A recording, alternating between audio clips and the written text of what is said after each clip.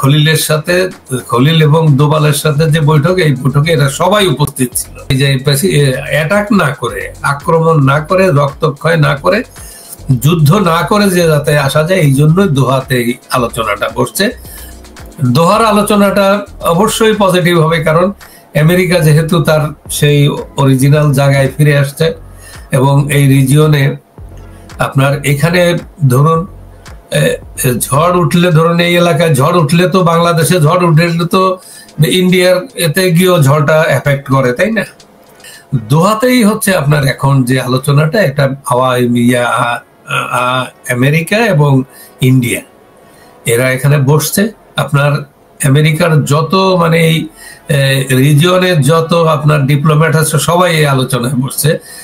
খলিলের সাথে, খলিল এবং দোবালের সাথে যে বৈঠক, এই বৈঠকে এরা সবাই উপস্থিত ছিল।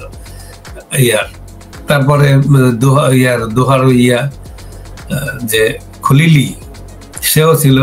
তো এরা সব মিলে, এবং আমি শুনছি যে টার্কিকেও মেসেজ দেওয়ার জন্য সেখান থেকে একটা লোককে রিপ্রেজেন্টেটিভ ডেকে পাঠানো হয়েছে যে বিষয়টা এরকম যে এখানে একটা পিস, এখানে একটা সন্ত্রাসী হামলা হয়েছে, এইটাকে আমরা রিভার্স করতে হবে, এখানে আবার গণতন্ত্র ফিরিয়ে আনতে হবে, এখানে আবার সুষ্ঠু একটা ধারা ফিরিয়ে আনতে হবে। সেইটা আনতে গেলে কিন্তু এখানে এই পদক্ষেপ নিতে হবে।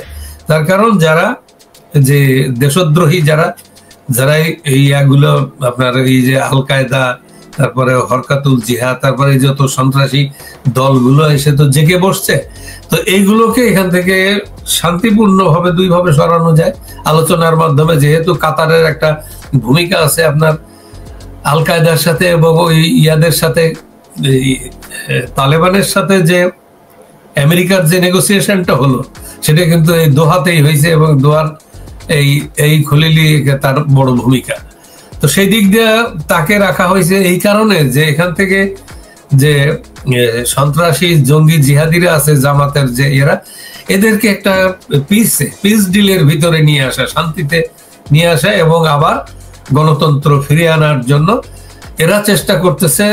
মানে ওই যে অ্যাটাক না করে, আক্রমণ না করে, রক্তক্ষয় না করে, যুদ্ধ না করে যে যাতে আসা যায়, এই জন্যই দোহাতে এই আলোচনাটা বসছে। দোহার আলোচনাটা অবশ্যই পজিটিভ হবে, কারণ আমেরিকা যেহেতু তার সেই অরিজিনাল জায়গায় ফিরে আসছে এবং এই রিজিয়নে আপনার এখানে ধরুন ঝড় উঠলে, ধরুন এই এলাকায় ঝড় উঠলে তো বাংলাদেশে ঝড় উঠলে তো ইন্ডিয়ার এতে গিয়েও ঝড়টা এফেক্ট করে, তাই না? সেই হিসাবে বিষয়টাকে এইভাবে দেখা হচ্ছে। আর বাংলাদেশে যারা এখানে জঙ্গি জিহাদি, তারা রাষ্ট্রীয় ক্ষমতা নেওয়ার আগে থেকে, আওয়ামী লীগ যেখানে বাংলাদেশে নিষিদ্ধ এবং ইলেকশন কমিশন তফসিল বাতিল করলো, নিবন্ধন বাতিল করেছে আওয়ামী লীগ, তো দোহায় আওয়ামী লীগের অ্যাকোমোডেটটা কিভাবে করবে? তার অ্যাকোমোডেশনের একটা ফর্মুলা হচ্ছে, একটা সহজ ফর্মুলা হচ্ছে যে এই ইনুসের যে এই যে সন্ত্রাসী অভ্যুত্থান, এই সন্ত্রাসী অভ্যুত্থানকে একেবারে সরাসরি ডিসকার্ড করতে হবে, এটাকে নেওয়া যাবে না কগনিজেন্সিতে। তারপরে ইনুসের যে অ্যাডভাইজার হিসেবে তার নিয়োগ, এগুলো অবৈধ। এই সব কিছু অবৈধ করে ধরেন ইনুসের সরকার অবৈধ, এটা সবাই জানে, অফিসিয়ালি এটা আপনার প্রমাণ হয়েছে। ভারতের না আমেরিকা? এটা এই ব্যাপারে সমঝোতা দুই পক্ষেরই আছে। এটাকে আপনার এইখানে কিছু হবে, আপনার নেগোসিয়েশন হবে যে এ পর্যন্ত যা কিছু ঘটছে সেটাকে যতটা একেবারে হাত টাত না দিয়ে মোটামুটি এদের একটা শান্তিপূর্ণ আপনার এক্সিট দিয়ে তারপরে এখানে একটা লিগাল আপনার লেজিটিমেট, এটা মেইন টার্গেট হচ্ছে একটা লেজিটিমেট সরকার প্রতিষ্ঠা করা। সেটা হতে পারে ধরুন সকলের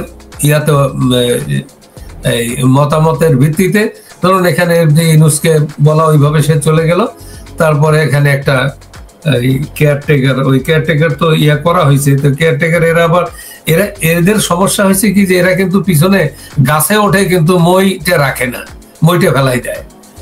এখানে যে নামার যে পথটা, পিছানোর পথ, যে প্রত্যেকটা যুদ্ধক্ষেত্রে আপনি দেখবেন যে এটা ওর স্ট্র্যাটেজি, আপনার রিট্রিট করার পথ রাখতে হবে। সামনে এগোই গেলেই কিন্তু হবে না, সামনে এগোই গেলে জিততেও পারেন, ধ্বংস হয়ে যেতে পারেন, তাই না? এই জন্য যুদ্ধের নিয়মই হচ্ছে পথ রাখা, বেরিয়ে যাওয়ার পথ রাখা। কিন্তু এরা তো বেরিয়ে যাওয়ার পথ রাখেনি, শেখ হাসিনাকে ফাঁসি দিয়ে দিয়েছে। কেয়ারটেকারের একটা পথ বাংলাদেশে তৈরি হচ্ছে, যেটা প্রধান বিচারপতি অবসরে যাচ্ছেন। কেয়ারটেকার তো আগে ইমিডিয়েট পাস প্রধান বিচারপতি, সেটা ওবায়দুল হাসানকে হয়তো রাজি হবে না বিএনপি, যেহেতু আওয়ামী লীগের ছিল। তো সেই জন্য ধরুন এখন হতে পারে সেটা যে বর্তমান চিফ জাস্টিস সে পদত্যাগ করলো না, উনি অবসরে যাচ্ছেন এই ডিসেম্বর মাসে। হ্যাঁ, ডিসেম্বরে সে অবসরে গেলেই তাকে জানুয়ারিতে ফেব্রুয়ারিতে গিয়ে তাকে, বা অবসরে যাওয়ার সাথে সাথেই তাকে করা যায়। এটা যদি আওয়ামী লীগ রাজি হয়, বিএনপি নিবে, জামাত নিবে তারা, তো সেই দিক দিয়ে আওয়ামী লীগের উপর নির্ভর করবে যে আওয়ামী লীগে তাকে রাজি হবে কিনা। তো এখন আলোচনাটা কিন্তু হচ্ছে একেবারে আপনার রিয়েল অর্থে বাংলাদেশের যারা প্লেয়ার তাদের নিয়েই কিন্তু দোহাতে আলোচনা হচ্ছে, তাদেরকে রেখেই আলোচনা হচ্ছে, তাদেরকে ধরেই যে বিএনপি একটা বড় দল, আওয়ামী লীগ একটা বড় দল, তারপরে আর যারা আছে সবাইকে নিয়ে যে একটা ইনক্লুসিভ, এই ইনক্লুসিভ শব্দটাই ওখানে বেশি। বিএনপি, জামাত যে দলগুলো এখন আছে দেশে ফিল্ডে, তাদের সবার কাছে শত্রু দলের নাম হচ্ছে আওয়ামী লীগ। ওই মানসিকতা চেঞ্জ করতে হবে। ওই মানসিকতা রেখে পৃথিবীর কেউ এটা এন্ডোর্স করবে না। পৃথিবী জানে যে একদল হেরে যায়, আবার সে তাকে সুযোগ দিতে হয়, সে নির্বাচনে আসে। আপনার জার্মানিতে হিটলারের দল আছে না, প্রাইজ দিতে গেছিল হিটলারের দল, তো বিভিন্ন ভাবে প্যাচ আপ করে ওটাকে। শেখ হাসিনা সর্বশেষ একটা বক্তব্যে বলেছেন যে তার গভর্নমেন্টকে উৎখাতের পিছনে আমেরিকার ভূমিকা ছিল না। এটা কি দোহা বৈঠকের ক্ষেত্র তৈরির একটা ফাউন্ডেশন মনে করেন? এইটা ধরেন আপনি, এটা আপনার দুইটা জিনিস থাকে, একটা হচ্ছে রণনীতি আর একটা রণকৌশল। নীতিটা চেঞ্জ হয় না, কৌশলটা চেঞ্জ হয়। তো সেই দিক দিয়ে হয়তো কৌশলটা চেঞ্জ হচ্ছে একটা কম্প্রোমাইজে যাওয়ার জন্য। যারা ঘটনাটা ঘটিয়েছে তাদেরকে রিং এ রাখতে এ কথাটা বলার দরকার আছে। আবার যেখানে শেখ হাসিনাকে তারা একটা সাজা দিয়েছে, তাদের মূল টার্গেট শেখ হাসিনা যদি আওয়ামী লীগ যদি ইলেকশন করতে না পারে, মূল টার্গেটটা তাদের সেইটা। আমি বলি সে ইনুসকে তো সাজা দেওয়া হয়েছিল, সেই ইনুস তো প্রধান হইলো, চিফ অ্যাডভাইজার হয়ে গেল, কাজে এইগুলো কোনো বাধা না। শেখ হাসিনাকে আবার ওখানে রেস্টোর করা এটা কোনো ব্যাপারই না, এটা জাস্ট একমত হওয়া এবং খালি ডিক্লার দেওয়া যে হ্যাঁ এই কাজগুলো, যে কাজগুলো হয়েছে এগুলোকে অবৈধ ঘোষণা করা। এই পর্যন্ত এই সরকারের যে কাজগুলো এটাকে অবৈধ ঘোষণা করলেই আপনার শেষ হয়ে গেল। আপনি আপনার অনুসন্ধানে দোহা বৈঠকের যে ফোকাসটা দিলেন, যে আলোটা ফেললেন, এটার কোনো প্রভাব বাংলাদেশের গভর্নমেন্টের কারো মুখেও নাই, বা এই মেসেজটা বিএনপি জামাত কারো কাছেই নাই কিন্তু, বা ওদের কোনো প্রকাশে সেটা কিন্তু বোঝা যাচ্ছে না। সেটা এদের যে এই বাংলাদেশ সরকার কার নেতৃত্বে, ইউনূসের নেতৃত্বে, জামাতের যে এজেন্ডা আর ইউনূসের এজেন্ডার ভিতরে কিন্তু এখন কোনো পার্থক্য নাই। যার জন্য আপনি দেখেন খলিল তো গেছে দোহায়, খলিল তো দিল্লিতে গেছে, দোহায় গেছে, এটা তো বাস্তব। তারপরে খলিলকে এখান থেকে এক অফিসার চিঠি দিছে তাকে যে আপনি যে কয়দিন আলোচনা হবে তার বাইরে একদিনও আপনি 1 ঘন্টাও থাকবেন না। এটা কেমন কথা হইলো? একজন দোবালরে ইন্ডিয়ার এমন কেউ আছে যে দোবালরা এই কথা বলতে পারে চিঠি দিয়ে? এদের বিষয়টা এরা তো হয় কি, এরা জানে যে এটা তাদের, যেভাবে তারা ওই যে বললাম না যে মইটা তারা রাখে নাই, ফেলে দিছে, গাছে উঠছে কিন্তু মইটা ফেলে দিছে, যার জন্য ওদের পালানোর। এখানে খলিলটা আসলে কার লোক? একটি বাংলাদেশের নিরাপত্তা উপদেষ্টা, ইউনূসের লোক না আমেরিকার লোক? সে না, ইউনূসও যার লোক, খলিলও তার লোক। এখন বোঝা যাচ্ছে যে খলিল যে নেগোসিয়েশনে খলিল ঢুকে পড়ছে, এই নেগোসিয়েশনে তো ইউনূস এখন ঢুকবে না। ইউনূসের এই গত পরশুদিনকে ভাষণটা শুনছেন আপনি, কত দৃঢ় এবং মানে একেবারে দেশ নিয়ে সে এগিয়ে যাচ্ছে, দেশ মানে সব জয় করে ফেলছে, এরকম মনে হলো না তার বক্তৃতায়? ইলেকশনের কথা কিন্তু কিছুই বললো না। ইলেকশনের কি প্রসেস হচ্ছে, কি করছে, কি কর্মসূচি হচ্ছে, শিডিউল কবে ঘোষণা করা হবে, কিচ্ছু কিন্তু বললো না, আজও তারিখ হয়নি। কিন্তু সে পুরা এইটা হচ্ছে কি ওই যে বিয়ার আগে মানে শেষ পর্যায়ে এসে মানুষ যখন ওই যে নড়াচড়া দিয়ে ওঠে, ওই রকম ইউনূসের বিষয়টা। ইউনূস এখন আসলে আজকের একটা নিউজ বলা হচ্ছে যে দুজন ছাত্র উপদেষ্টা আছেন, মাহফুজ এবং আসিফ, এই দুজন পদত্যাগ করবেন না, এই দুজন ইলেকশনও করবেন না, তারা স্যাক্রিফাইস করবেন। মানে ওরা বুঝে ইলেকশনও হচ্ছে না, এর জন্য তারা পদত্যাগ করার দরকার নেই, সে একবারই। হ্যাঁ, যতক্ষণ থাকা যায় ক্ষমতায়। ও ইলেকশন যে হচ্ছে না এটা তো ওরা জানে, ইউনূস জানে, জামাতও জানে। একটা প্রসেস দেখেন, খালেদা জিয়ার শারীরিক অবস্থার কারণে বিএনপি তার বিজয় দিবসের সমস্ত কর্মসূচি উল্টো করছে। তারা এগুলো করতে পারবে না এখন। খালেদা জিয়া যদি শারীরিক অবস্থার কোনো ঘটনা ঘটে, তাহলে বিএনপি তখন ইলেকশনের জন্য তো প্রস্তুত না, কারণ তারেক রহমান এই মুহূর্তে খালেদা জিয়ার যদি খোদা না করুক, খালেদা জিয়া যদি মারা যান, এই মুহূর্তে এই ডিবাকেলটা কাটানোর জন্য বিএনপি খুব ক্রাইসিসে পড়বে। যেহেতু তারেক বাইরে, তারেক এখানে বসে 1-to-1 যাদের রিসেন্টমেন্ট আছে 1-to-1 কথা বলতে হয়, সেগুলো বাইরে ফোন করে যেটা হয়, সামনে কথা বললে অনেক কাজ হয়। কাজেই সেটা যেহেতু হচ্ছে না, এখন খালেদা জিয়ার বিদায়টা খুব পেইনফুল হবে বিএনপির জন্য। বিএনপির এক্সিস্টেন্সিয়াল প্রবলেম আসবে। আজকে আমাদের এখানে একজন আলোচক বিলাতের সুজাত মনসুর বলেছেন, খালেদা জিয়ার মৃত্যুর সঙ্গে সঙ্গে বিএনপিরও মৃত্যু ঘটবে। কথাটা ঠিকই বলছে, কিন্তু ওইভাবে এত তাড়াতাড়ি এটা তো বললে হয় যে তারা ওইটা নিতে পারবে না। সুজাত মনসুর ঠিকই বলছে যে এটা আরেকটা ব্যাপার ভাই, শরীফ ভাই, এই বাংলাদেশের মিডিয়াতে একটা আলোচনা হচ্ছে, ইউনূস গভর্নমেন্ট কোন একটা লবিশ ফার্মের মাধ্যমে 600 কোটি টাকার ডিল, মানে শেখ হাসিনা এবং আসাদুজ্জামান কামালকে আনা। শেখ হাসিনা আনতে পারবে না, তারা জানে। আসাদুজ্জামান কামালকে আনা যাবে এমন একটা ধারণা থেকে প্রেস সচিব বলছিলেন আসাদুজ্জামান কামালকে দিয়ে এই আনা শুরু হবে। কিন্তু আজকে পররাষ্ট্র উপদেষ্টা আবার বলছেন আসাদুজ্জামান কামালের লোকেশনই তারা জানেন না অফিসিয়ালি, এবং এই ধরনের কোনো উদ্যোগের কথাও তারা জানেন না। আমি বলি আপনাকে, এই ইউনূসের পাশে যারা আছে, এই যে মিডিয়াতে এই লোকটা সবসময় বিজি থাকে, কনকক্ট সামথিং। এরা আকাশ কুসুম চিন্তা করে, এটা কিন্তু বাস্তবের ভিতরে এরা নাই, এদের ইজ্জতও নাই। এরা বাইলেটারাল টক্সে গিয়ে ওরা নিজেরা ম্যানুফ্যাকচার করে ফেলে। তো এই জন্য এদের কথার কোনো ক্রেডিবিলিটি নেই, কিছু নেই। এদের কথা আপনার ইয়াতেই নেওয়ার দরকার নেই, আপনার কগনিজেন্সিতে নেওয়ার কোনো দরকার নাই। এরা তো আপনার এ পর্যন্ত যা দেখাইছে, এদের কারো কাছে, ওদের নিজেদের ভিতরেও নিজেরা বিশ্বাস করে না ওরা কি করতেছে।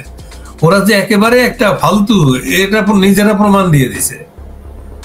কাজেই এগুলো দিয়ে হবে না। এগুলো যে শুধু কামালকে, এটা কোনো হিসাবের ভিতরেই তো পড়ে না। ক্যালকুলেশন করলে, মানুষ ষড়যন্ত্র করলে তো ক্যালকুলেশনটা ঠিক রাখে, যেটা ক্রেডিবল হয় কিছুদিনের জন্য হলেও। কামাল রেডি কি করবে? শেখ হাসিনা যদি ফিরে আসে, কামাল রেডি কি করবে? ওরকম 10টা 50টা কামাল তো শেখ হাসিনার পাশেই আছে। উল্টো শেখ হাসিনা এখন বলা শুরু করছেন, প্লেন পাঠান, আমি চলে আসবো। হ্যাঁ, বলছে, আমি এটার তো কোনো উত্তর দিতে পারেনি। তোমরা আমাকে খোঁজার দরকার নেই, প্লেন পাঠাও, আমি চলে আসছি। আরেকটা ভাই, আপনি আজকে যে কথাটা তুললেন এখানে, যেটা দোহা বৈঠকের ব্যাপারটা, আমেরিকান একটা উদ্যোগটা হচ্ছে এখানে ভারতও সরি আওয়ামী লীগকে সহ ইলেকশন হইতে হবে, মূল প্রক্রিয়াটা আপনার। কিন্তু আমেরিকার স্বার্থ কি তার ছাড়বে? বাংলাদেশে যেগুলো সে বন্দর টন্দর সবকিছু নিয়ে গেছে, এই স্বার্থ কি আমেরিকা ছাড়বে যে কোনো উদ্যোগে?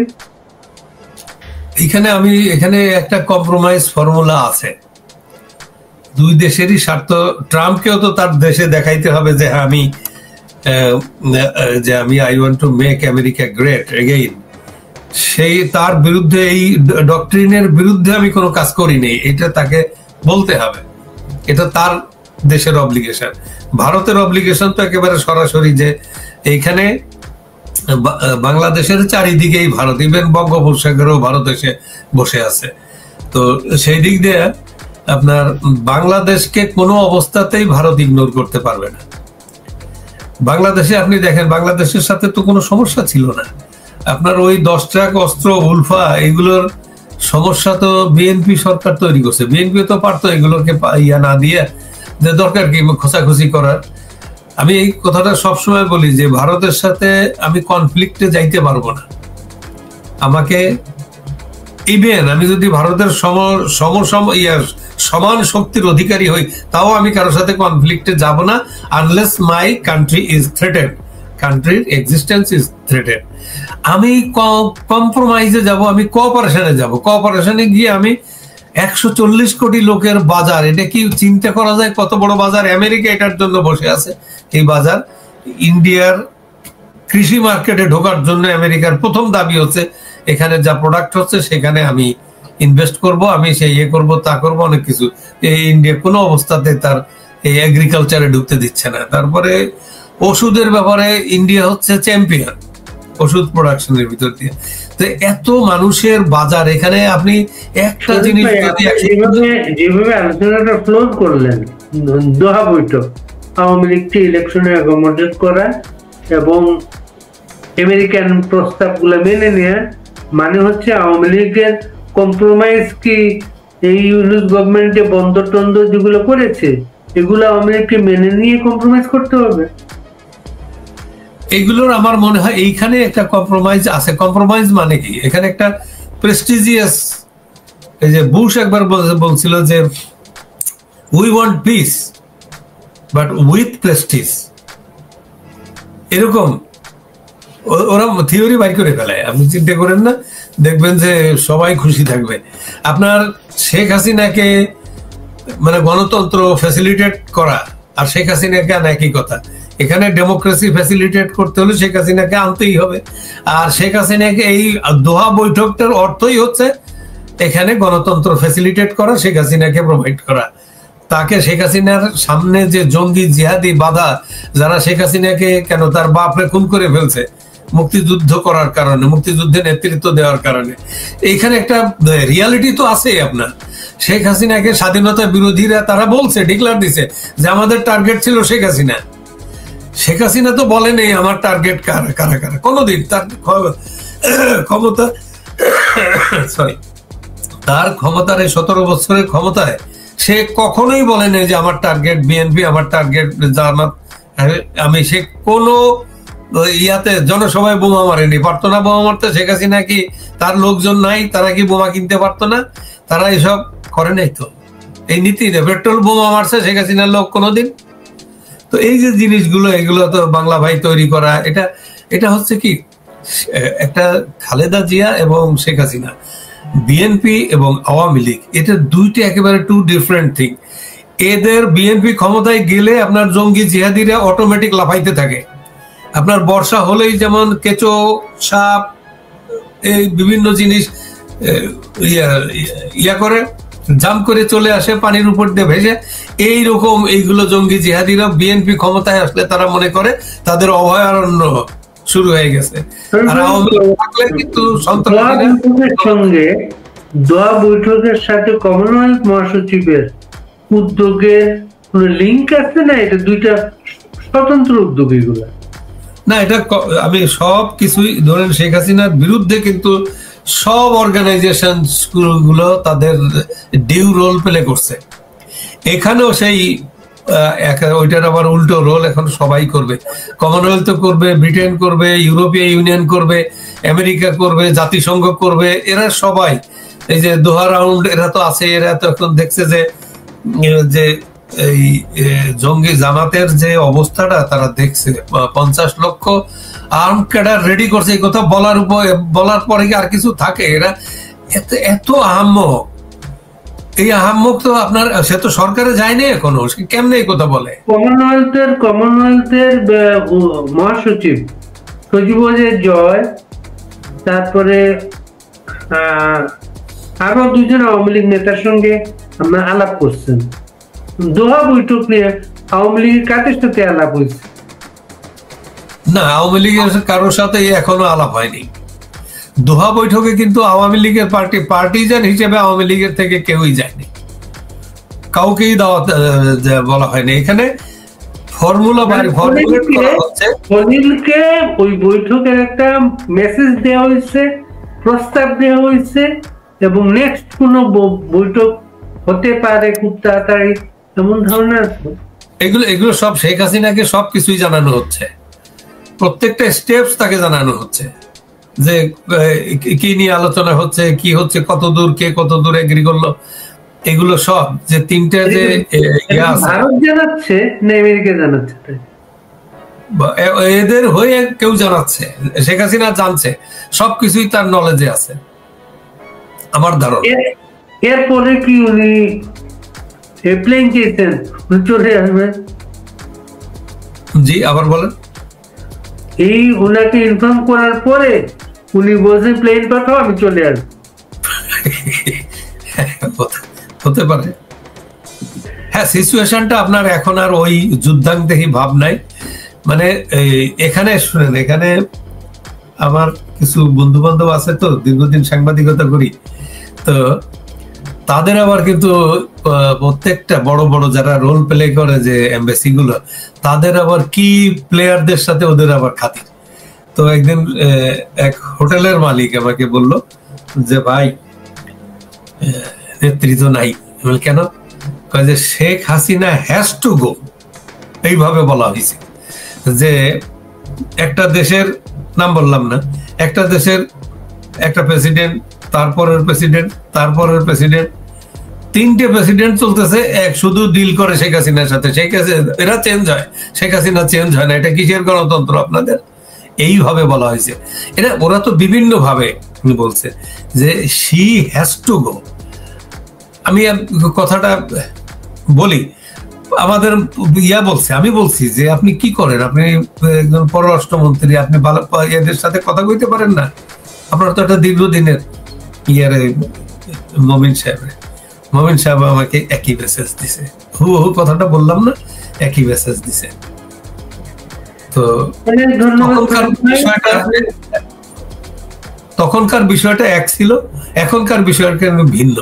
এখন দেখছে যে ধরুন শেখ হাসিনাকে যে কারণে অ্যাপ্রিসিয়েশন লেটার দিত আমেরিকা বা আরো যারা ওয়ার অন টেররে যারা ছিল, তারাই বিরুদ্ধে চলে গেছিল। এখন তারা দেখছে যে আমরা শেখ হাসিনাকে উৎখাত করতে গিয়ে আমরা বড় ধরনের ভুল করে ফেলছি। এটা তাদের একটা রিয়েলাইজেশন আছে বলে আমার ধারণা। এই জন্য বিষয়টা আবার পুরো রিজিয়নটা আনস্টেবল হয়ে গেছে। জি, আবার বলেন। পুরো রিজিয়নটা আনস্টেবল হয়ে গেছে একদম একদম। ওরা তো সবাইকে, সারা পৃথিবী এখন দেখতেছে যে ইনুসের যে ড্যামেজ হয়েছে আপনি চিন্তাই করতে পারবেন। ইনুস ছিল একটা সেন্টের মতো সারা পৃথিবীতে। পৃথিবীর মেজর ইউনিভার্সিটি গুলো তাকে পাওয়ার জন্য এই যে একবার এসে যদি 1 ঘন্টা একটা বক্তৃতা লেকচার দিয়ে যায়, এই অবস্থা ছিল তার। কিন্তু এখন যে কি অবস্থা আপনি চিন্তাই করা যায়। এটা মানুষ এখন 3-0 তার দেশেই ব্যর্থ। ওনার নেতৃত্বে যে বক্তৃতা দিয়ে বেড়াইছে সারা দুনিয়াতে, সেই বক্তৃতার তত্ত্বটা নিজের দেশেই ব্যর্থ। আমার কাছে একটা জিনিস আমার কাছে লাগছে, ইউনুসকে খানিকটা আহাম্মক মনে হয়েছে যে আমেরিকায় এসে যদি বলে সোশ্যাল বিজনেস আর সোশ্যাল ব্যাংকিং, আমেরিকা বলে, প্রাউড করে বলে যে আমরা হচ্ছে ক্যাপিটালিস্ট ইকোনমি আমাদের। তো সেখানে সে কিভাবে সোশ্যালিস্ট আনবে? পৃথিবীর অধিকাংশ যারা এখন যারা আপনার ফিনান্সিয়াল সেক্টর যারা রুল করে, যারা রাশিয়ারে প্রায় কলাপস করে দিছিল গ্লোবাল ফিনান্সিয়াল সিস্টেম, তো তারা কি সমাজতন্ত্র করে? তারা কি সোশ্যাল কারবার করে? ওই ব্যবসা ওইটা সেল করতে